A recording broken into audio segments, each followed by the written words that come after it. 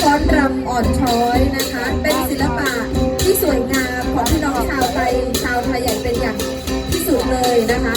ศิลป์ต้องมีครูนะคะเพราะฉะนั้นแล้วจะไปนำแสดงหรือถ้าไม่มีครูเป็นไปไม่ได้แน่นอนนะคะ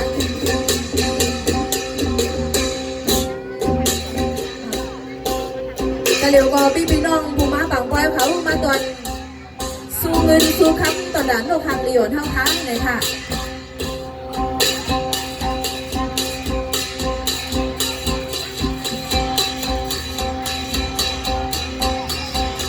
ไปเอากับเลียวมาพานาแน่